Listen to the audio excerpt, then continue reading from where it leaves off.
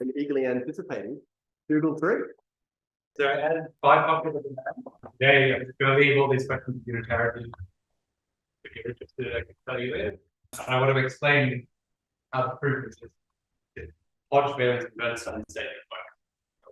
Why do you have this vanishing, which is a very special vanishing flag variety? Should say apparently when we learned last day. So this statement when lambda is sort of untwisted, we just have ordinary mixed Hodge modules. So this was a question of the time of you wrote except so yeah, you wrote some paper about just got relevant to the thing we talk about today about mixed Hodge modules and stringer theory. Wait, you get the question. Apparently, you quite pleased we got it. Something that you wrote to me yesterday. Pointing results. Okay. So let me. So this most of this talking is going to be sort of assembling the ingredients for the proof, and then the actual final quick. So we'll learn just today's most learn this about. Okay. So the first thing that first bit of input that I need is to talk about how you push forward on the rate of problem. It's the easy kind of push forward. So probably. So in general, the Hodge filtration and how it behaves in the boundary reality is kind of subtle, except in this case, probably the thing that you would guess there. So let me make that explicit. So suppose I have some a proper map between varieties, and I have a mixed Hodge module on X. Then as Z modules, I want to call this push forward. So this push forward is what the dragon is writing is G plus. I'll write it G star to get the functor things. So this D module push forward is I take my M. If you play around with these push forwards, you realize if I just want to push forward M naively, it doesn't have that different offer with Y. So I have to tensor with some Y module to make it have an action. Some Y module. The right module dx module and the left dy module, and then it takes the right tensors and everything's correct. So that's push forward to the modules. Let me just comment. I'll use these dots from time to time. So for me, anytime that you would usually put a star when talking about quasi-coherent sheets, I'll write that as a dot just to distinguish from this star, which is different. So in case anyone's confused. So this thing is a natural filtration. So you write down what this is, kind of being explicit about it. And I encourage you, if you're not sort of don't have this yoga kind of in your head, to do examples where this is conclusions of coordinate, other players, and so on. So it's either the end, see what these things are. So this thing is just I take kind of different operator Y, and then I maybe think about a closed immersion, for example. That's like my favorite example of this module. I take differential operator of Y and then just as an X module, no X module, restrict it to X, but kill the functions. And then there's some twist that put in to make it actually be right to the X module. That's what it is. Now this thing is an obvious filtration. So to give this the obvious filtration by order. So Dougal, sorry, you said it but didn't write it. So this is the case of a closed immersion. No, it's true in general. I said for a closed immersion, you can think of it as something. So in general, omega is not a line bundle or whatever.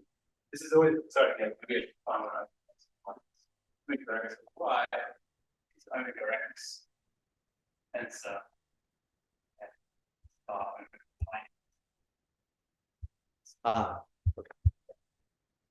So this relative dualizing. And this is that just left to right thing. Exactly. Look at it, right modules. So the right version is the other way around. It has O there.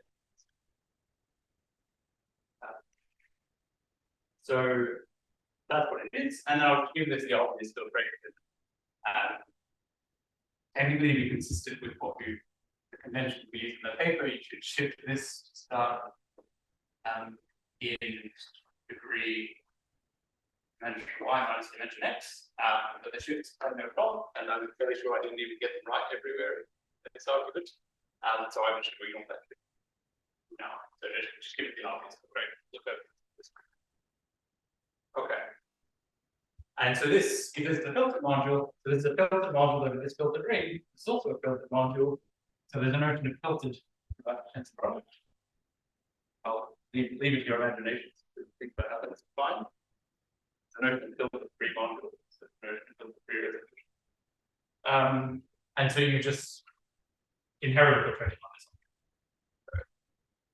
Inherit filtration on stuff. And that's not filtration. You don't have a lot of filtration on it. Good exercise. Make this make sense. But doing this exercise at some point in your life, you probably won't. But do this, write it down explicitly on the map from X to a point. And even that is already a good exercise. If that's too abstract, is OX. Convince yourself that you get the graph complex. The rest of it is L gives you the graph. So now, if I just stare at this, now let me recall something that's probably been implicitly assumed a couple of times in these talks. I just look at different operators, look at order filtration, and I take the associated gradient. I get a sheet of commutative rings on X with functions. It's the symmetric algebra of the tangent sheet. It's function for the cotangent. This is OT star. So if I have my M, when I take F, I apply F M to the coherent sheet on the star. Doesn't already say this. But similarly, it's easy to work out this. So F by the X. This is just similar thing. If I take a cotangent bundle of Y, I pull it back to X. I take that sheet, but I have this canonical bundle in this for goodness.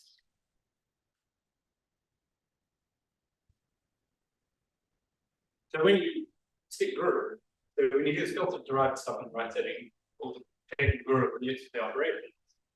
So that means I get this very nice picture for what guru G star n is. So draw it up here. So I start with something star X, so I get something star Y. Now, there's no math in G star X or G star Y. It's corresponding. I can pull back to that bundle to X. That pullback is a map to G star X. Let me use that to name. E sub G. G. And then when you apply GRR to the formula, you get GRR F star M is pull back. It's further.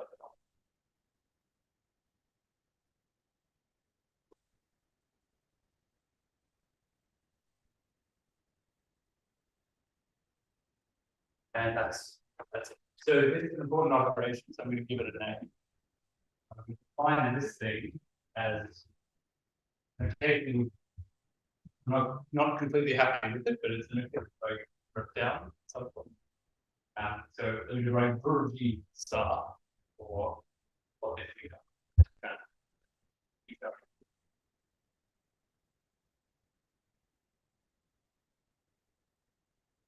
Say this. G star is G star. Just a comment. So in the course, I discussed this thing that kind of functions pullback and vector fields, kind of push forward. Yeah. And so, you don't have a map. If you have a map from X to Y, you don't have a map between cotangent spaces. You have this correspondence, and somehow the fact that you have the correspondence is the reason that the modules are so hard. Exactly. Yeah. So yes, if the function pull back on this map, and then forward on that. That's the two. You separate out the coordinate directions, the derivative directions. And it's amusing because Chishan asked this question on the chat, and he's not currently there on Zoom. So, yeah, I'm not going to answer his question.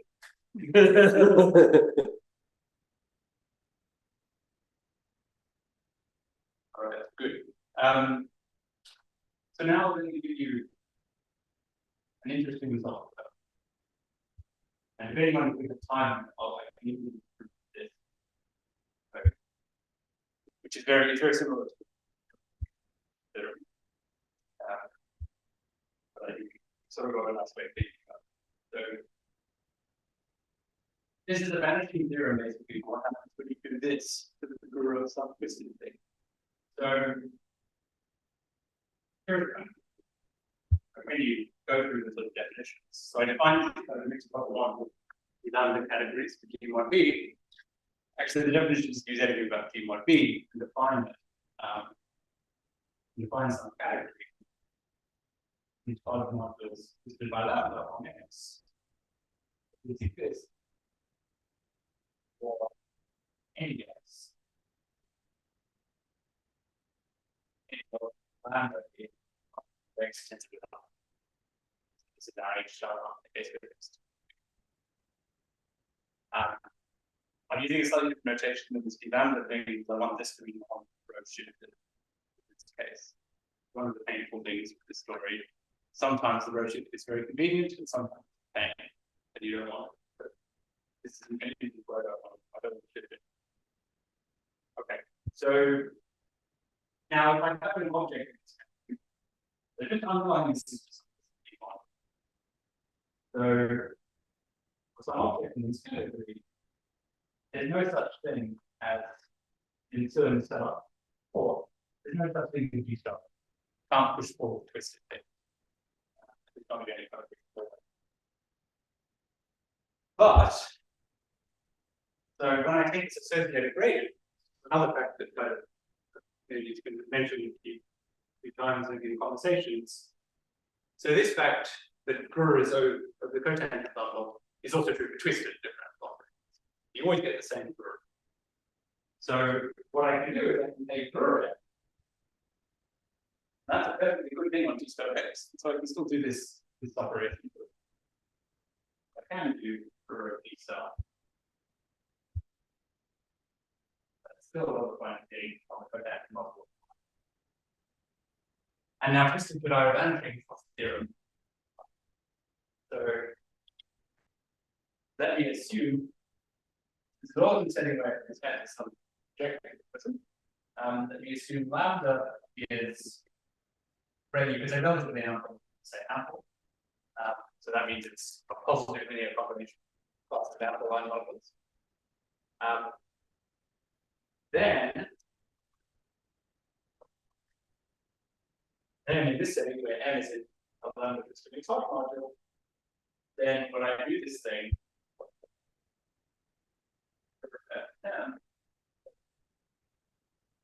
so that's a very, very complex. So we take a cohomology, so the vanishing curve that is 0 for life. Again, on this exercise from exercise. Take a G from that from X point. And let's say take M, let's say you could be L. L is the big photon. Right, example. And this thing is to classic direct counter event.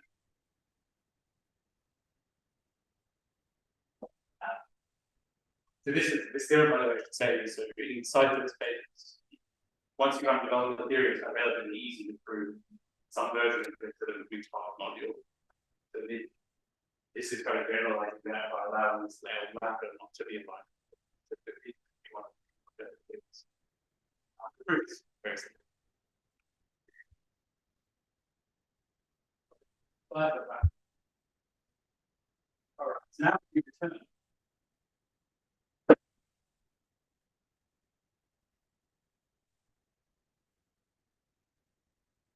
So, okay, let's say one little bit of philosophy. Yeah, so this, the reason this kind of statement is hard to prove by anything to do with global sectors in one. This is a sort of an illegal operation in the world that we talk about. Sort of 6 months. Doesn't come from any other standard functions. This is also an illegal operation in the world. This they push forward a twisted thing. So very basically, the idea of proving that this illegal operation behaves well is related to this illegal operation. And why do you say that's an illegal operation? Which is the illegal operation? Taking HI or? Well, really, I'm thinking about like gamma event. That is a way of saying gamma event.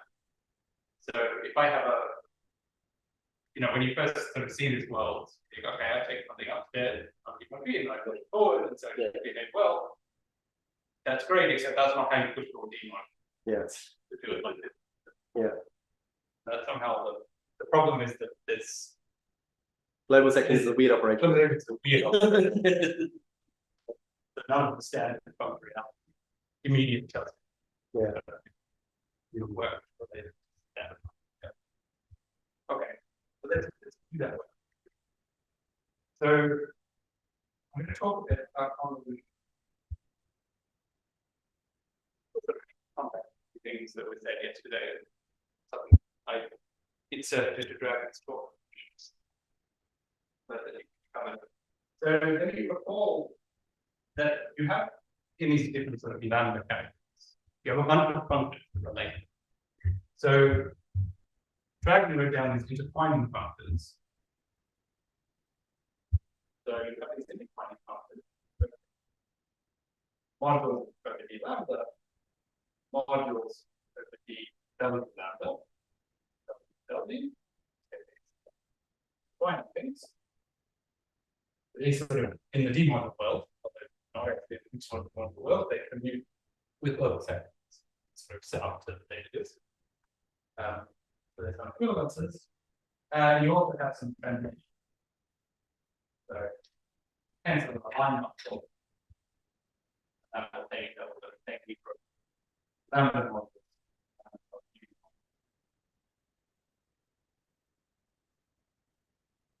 So you can be more sophisticated in this and come up with categories that objects you give you these functions. So that's what I will do. And these categories are basically some version of category. So kind of very familiar with other people. Good. So let me sort of set them up in my kind of context. So this is, I should say, there's a few different ways to set this up, and this is just what was the minimal way that you could write to get enough to prove this result. So it's not necessarily mathematical that you could do it. It's what we've got. So let me take the category that kind of provides these operators is against sort of writing these in D1 plan. So what I can do, I can write the formula and explain what it means.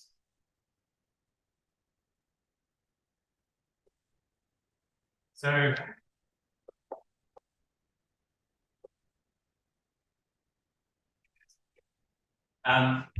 so what I want to do is I want to look at G equivariant. We're going to look at G equivariant B modules. These twists on G1 B plus G1 B. Okay. Slight caveat, this little hat here. You know what this word means? This hat means that I want monochromatic things on the first factor, and this things on the second factor. If you don't know what that means, just ignore it. The monodromic means secretly living on G model. So actually, let me sort of flesh this out slightly. So if you restrict to like this factor, second factor, second G1 B, so the base point here, either there. And the way this is set up, this is some full subcategory of n equivariant subcategory by the view, so something like that. So if I can put this hat there, get the equivariant, slightly less a different hat. So I have this thing. So let me just take the functions. So we have some convolution operation that goes from the right category level. We just write symbol. So there's some equivariant in the right category. And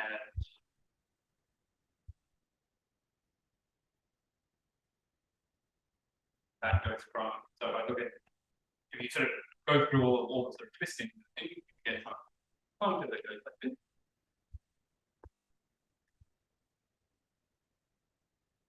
And I'll take you from, if you take this, these in the it'll take you to a function going from the drive level. And the function, you can write this down in modular and very explicitly. I want to take K by this category, K is and M. And then from convolution, you can write as I want to take K tensored over. So K is a left on this second factor. It's a left d minus lambda module. Nice fact. The way the indices have been arranged, d minus lambda is the opposite algebra of d at lambda. So it's also a right d lambda module. I can tensor it with my given d module. And I'll get a left du module. Okay, I have to put in some sheaf operation as well. So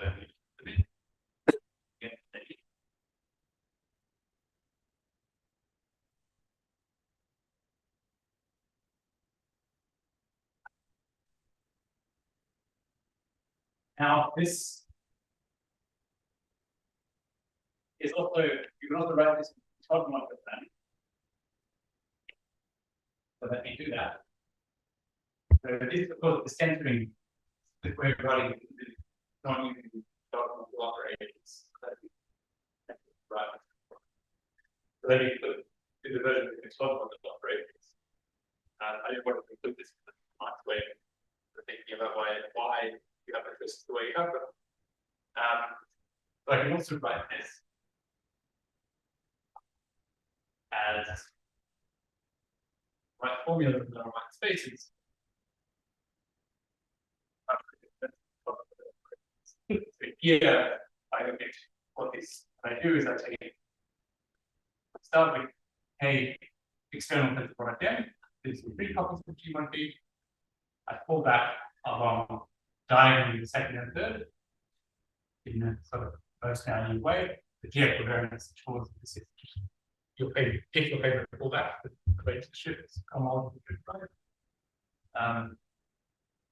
Get this, and then I want to forward to the first factor. And then this line bundle is in here because when you do this, and remember the row shift built into the definitions, this thing you want to think of as a minus row twisted thing. Really means minus 2 row twisted relative to the usual differential operators. So I can do this when we get something where I'm left to push forward. Okay. You can also think where the row comes from is somewhere I did a side chain. I remember this formula. And so of course, whenever you do a side change in the canonical bundle, it's an anti-canonical bundle.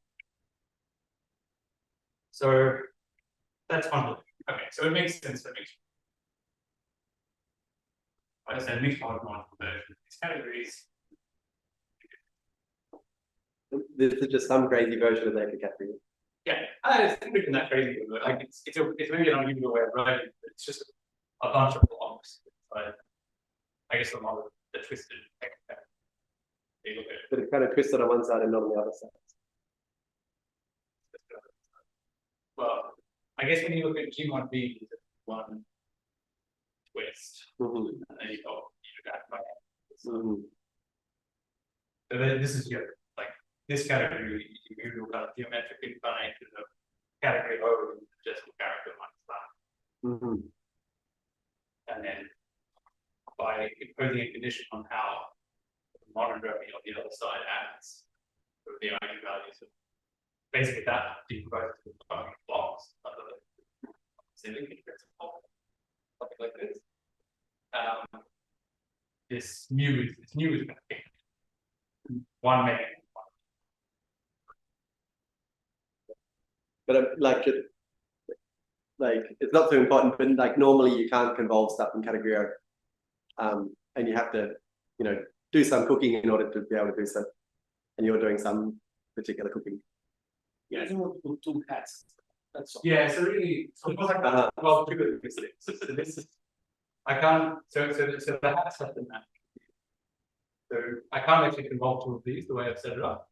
I can only convolve one of these with just something on B. Mm-hmm. If I wanted, so this was my mumbling at the beginning about there are various ways to do this. It's the best one. What you should really do is put hats on both of them and then complete. Mm-hmm. And then all we come to is it's an orthogonal category. Yeah. If it's the same, then everything else. Mm-hmm. But this is big enough to contain what we need that you know, say Mm-hmm. a conversation I wanted to avoid when I do this. So yeah. So question. So what happens if I take a of this picture? So I have a bunch of these categories, all of these listed categories, and a bunch of sort of funky categories to take me between them. And when I take root of these things, they're all going to land inside one same category. But what happens to all of these functions inside that category? How do they sort of fit together? So, and the answer is hopefully familiar to some people. So let me write suggestively n star tilde for T star G1B.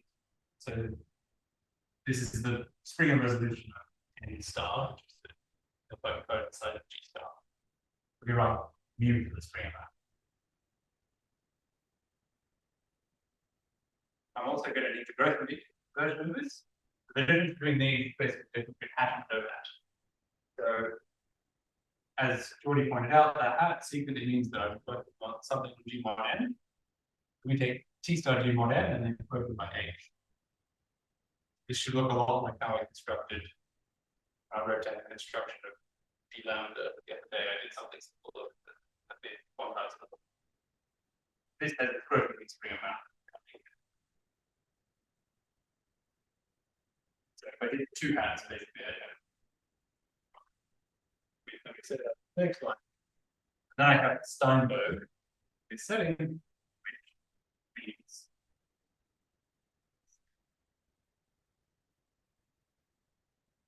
then as you can see, so this is because I had a half on the left and no half on the right.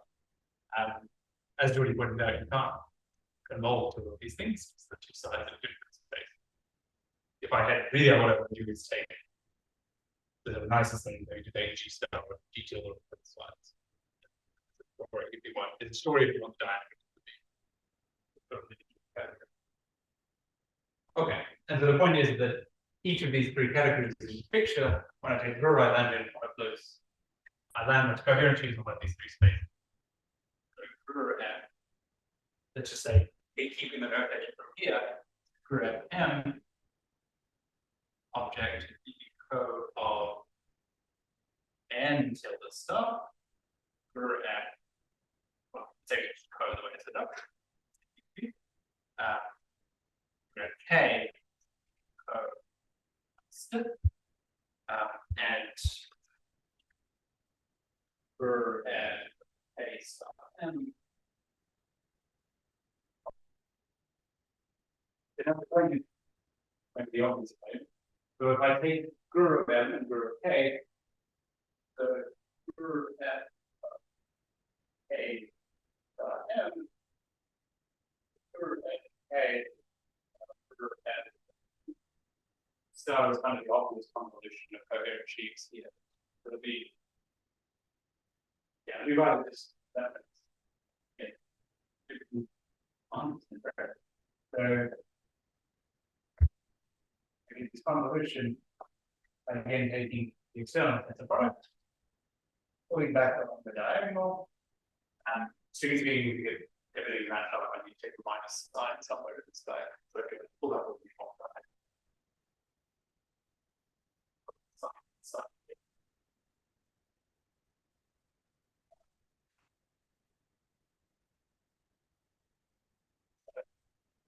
Yeah, x star b is group 1.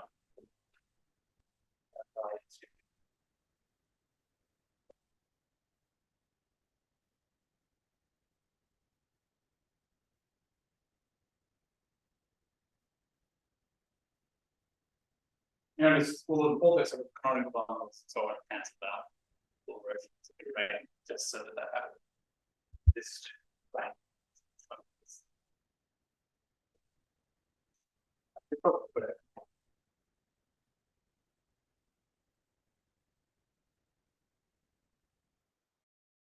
Okay, so now what happens? We just say it, leave it to the details that we want. So this is what happens if I involve things, gurus of things that I was allowed to involve before taking guru. What happens if I involve things that I wasn't allowed to control before taking guru? Well, I'll do the same sort of thing. Essentially, what happens in this formula, I'll do this shift, then, oh no, I'm not allowed to push forward, this twisting is wrong. And so what I get is the guru push forward of that thing, just in the sense. So when you think through these, twist that are about it implies the following dilemma.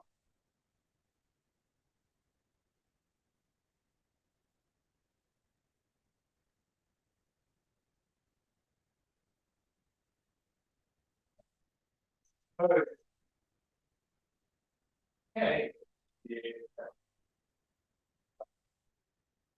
You outside the prime. At n twisted. So if lambda minus lambda prime is dominant, so if negative dominant, remember, because from my back according to the conventions, it's the same as ample on P1P, so the ample is together. So this then this conclusion is to get our okay, so I put M. I get cohomology sheet of that.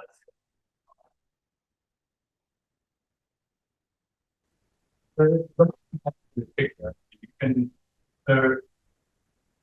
you can say the bar is important. So what this, if I did the correct version of this Steinberg thing, sort of knowing that it's related to the outline economic, you can sort of, if you know how to stare at these objects and how the gurus change with the different lambdas, you can actually really see that it's the outline economic of this kind of picture.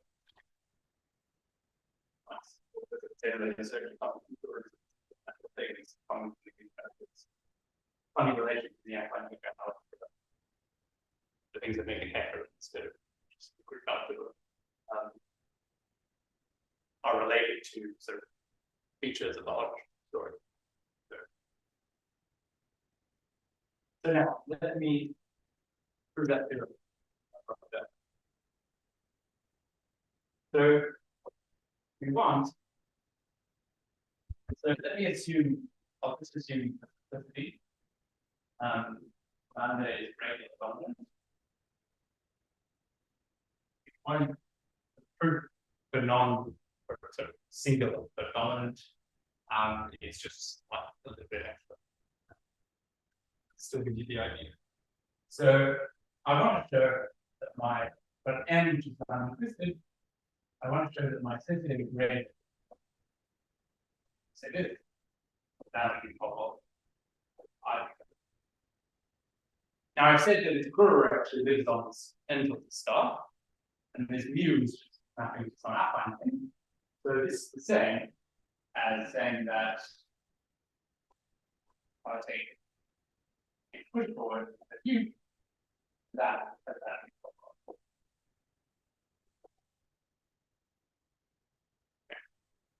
Now, I look at this map.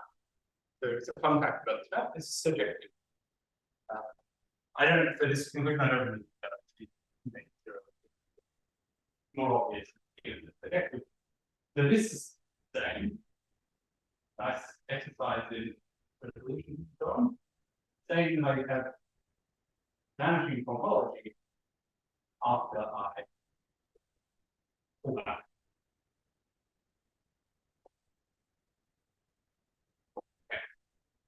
Let me draw the slide.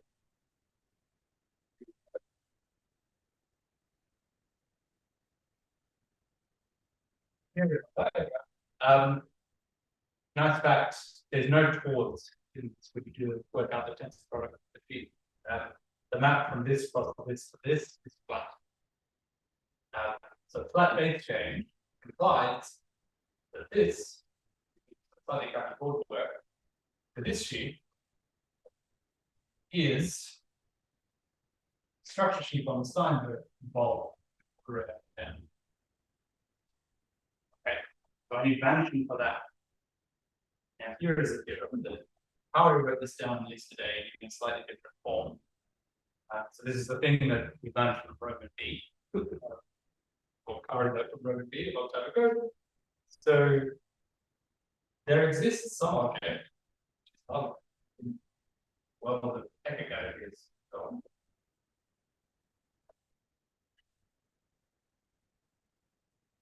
There is some object inside this mixed-function object category, such that its curve is posted.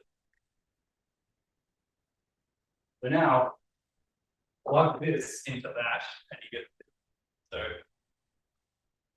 because this is living at 0 and lambda is regular dominant, the lambda becomes 0 here. Lambda is regular dominant, so I get that. This applies.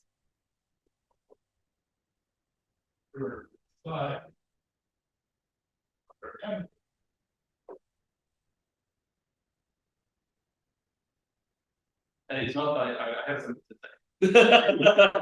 I think it's less than. So maybe while you're absorbing up blah blah.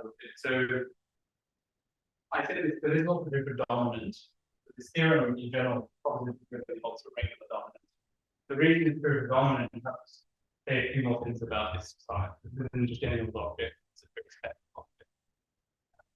Even if it has a costandard filtration. So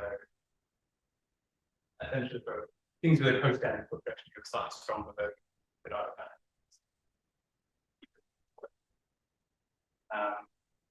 and yet, full faithfulness is proved, this global generation thing is proved in a similar way.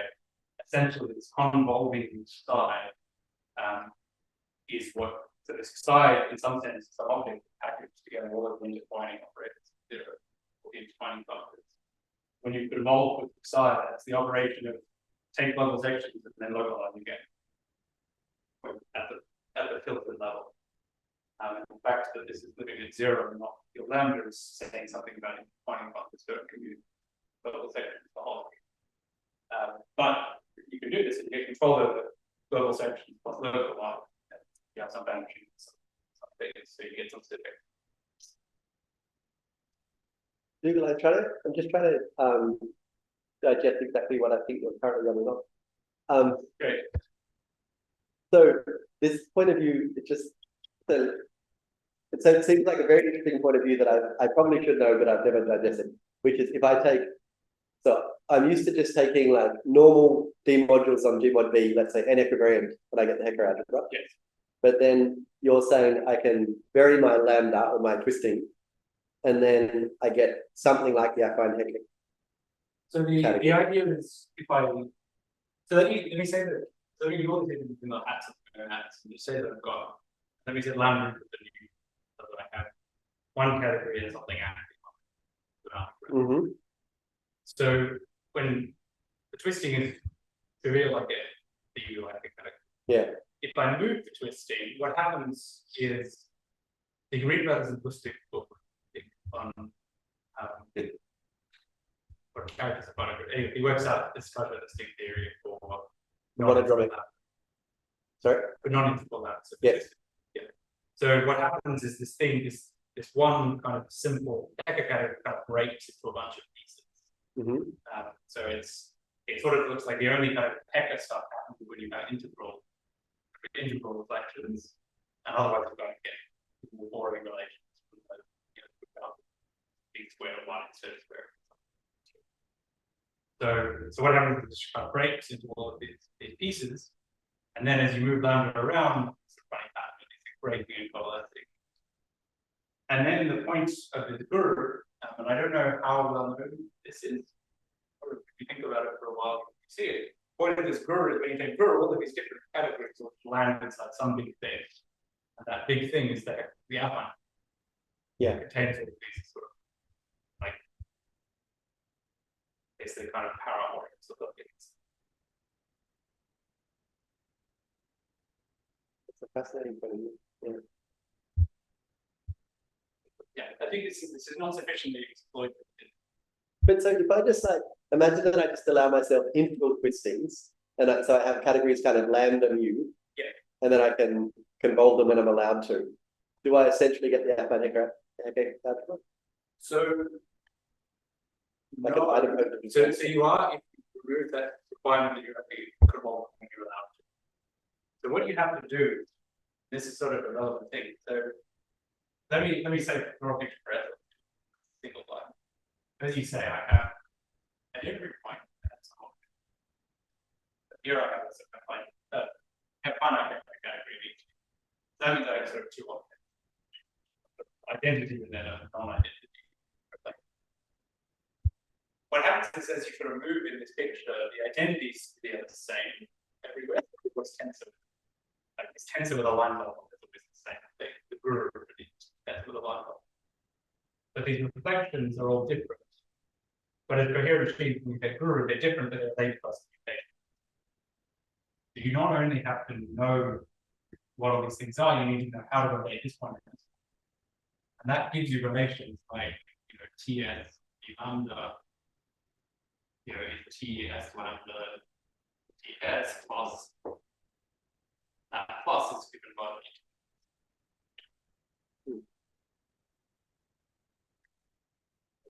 So half understand that. I started writing that to like so you can write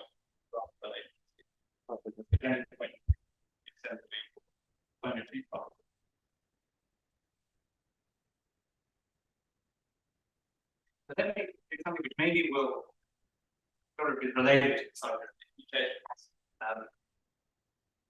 I want to just attempt in the last 10 minutes to sketch at least, or even give the proof of this particular advantage here. It's nice and gives me an excuse to introduce what I think is the most important thing that I haven't talked about.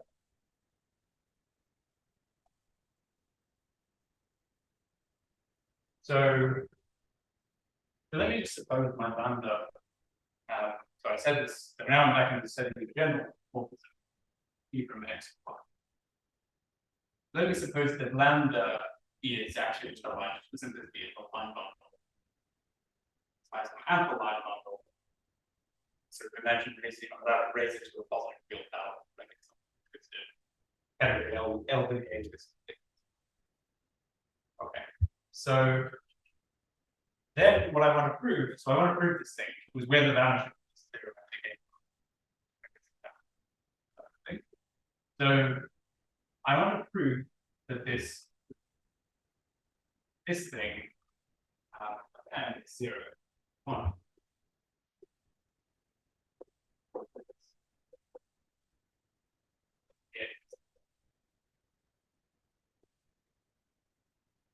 So there's a standard kind of thing that you do in this another thing, which is, this thing example, I may have to email this very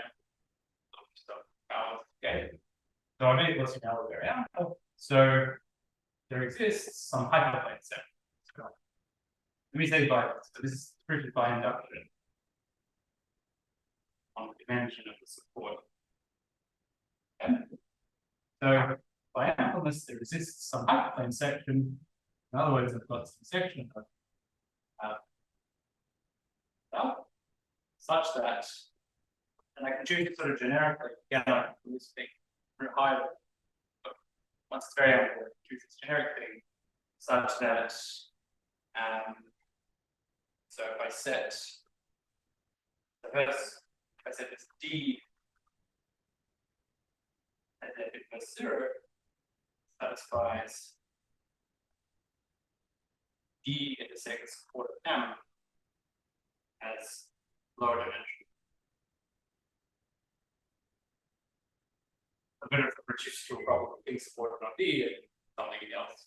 Then by induction, I can work down until D is at points. So now what I can do. So here's a little exercise. So by induction, it's an exact sequence that you can write down. It's enough to prove this thing for this D model. I can restrict targets to J, I should say, the inclusion of the cohomology. So I can restrict my thing to the cohomology, something which is now alpha, thing, and then I can restrict. There's an exact sequence for this to M. See that the rest has some lower codimensions of binary. Now, from this F, so from F,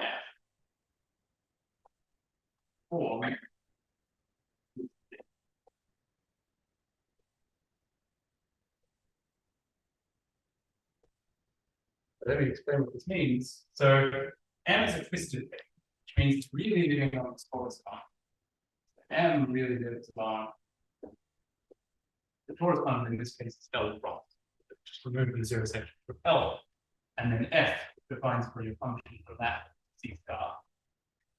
So now I have my favorite local system that I'm playing with yesterday, Z to the lambda, or Z to the S. I can call that back in 10 minutes with J star. That's what X to the S. Now that messed with the boundary along here. So this lives in L to the A plus S. It's changing and twisting. And now here is the key fact about, in some sense, this is the fact about optical frame makes most of this paper work. But I think we can learn one thing about optical frame, I think you can learn this fact. So in this kind of family, the grooves became push-balls became pretty interesting way. So I look at groove, it's J streak, F to the S, J star M. And I perturb S a little bit. This doesn't change as long as I perturb it. I think.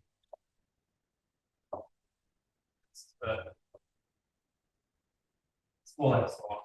So this thing is kind of semi-continuous. It's lower semi-continuous. Dually, J star is upper semi-continuous.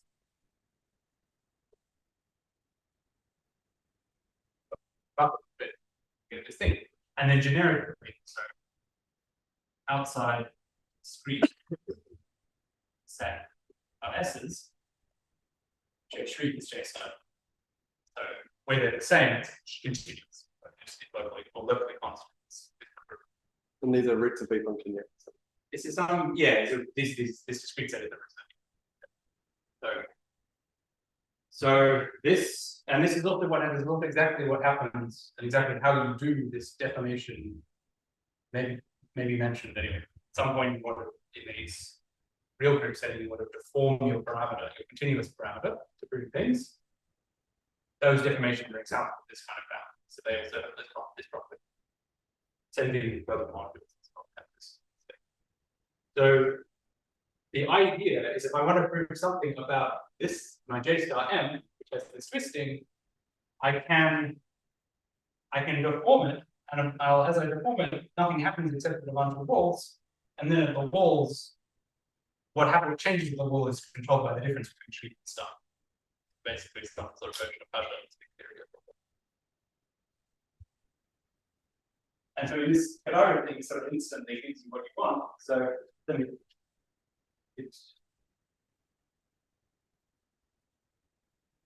Well, so we just say by induction, so I've got here. So I said that I just have to prove vanishing for this thing, the tree. So now by this one, I can move it down F. I can move S equals 0 down a little bit. It doesn't change. So I can keep moving down until I hit a wall, and then I'll end up with J star on that wall. Now do the same induction reduction to turn that into a street, and then keep going.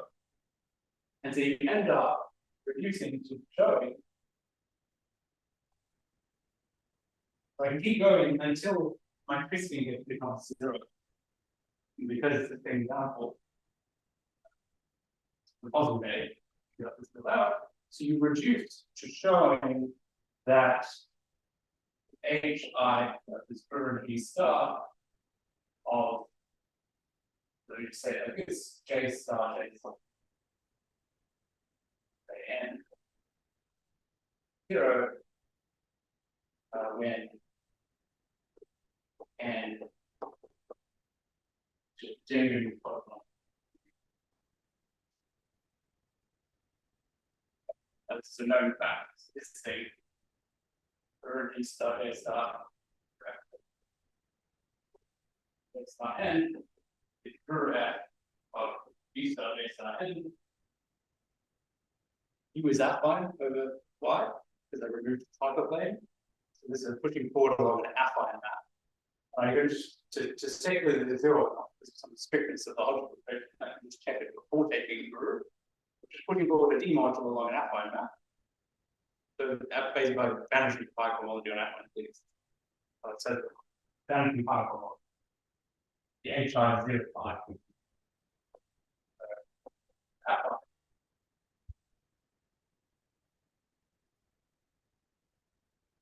There's no complete proof that theorem modular. No, I didn't understand this bit at all. Anyway, but what? I didn't understand the. It looks like you sure you can keep reducing, then you hit a wall, and then I don't understand at all what I have to do when you hit a wall. Okay. Well, that's the detail basically.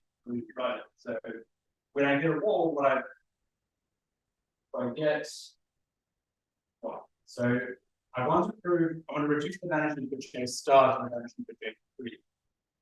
So J star has.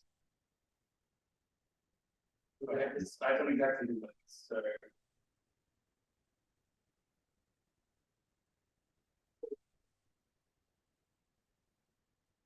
but I want to write the exact sequence and then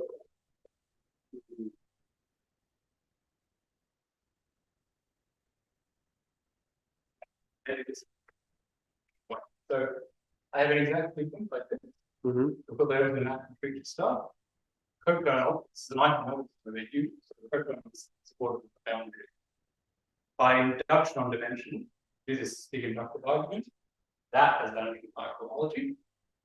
By the exact sequence, the cohomology of that is which we institute homologies of the group, yes.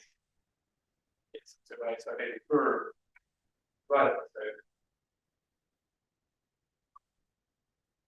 yeah, Harry's right. We need a kernel tuner. oh, Like that's a triangle, I agree, but it's got a kernel in it. yeah, maybe I'll a little fast. Like, that's like the IC. That's mapping onto the IC extension. Yes. And definitely there's always a kernel, otherwise it's no different.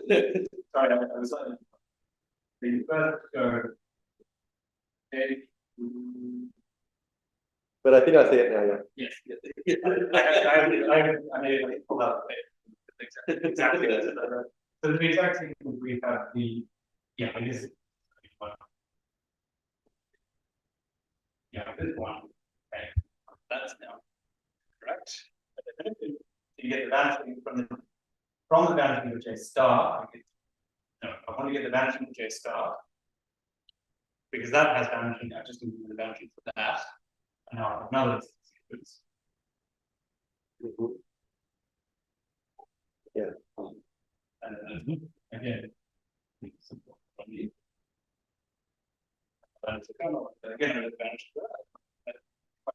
for that. Plus vanishing.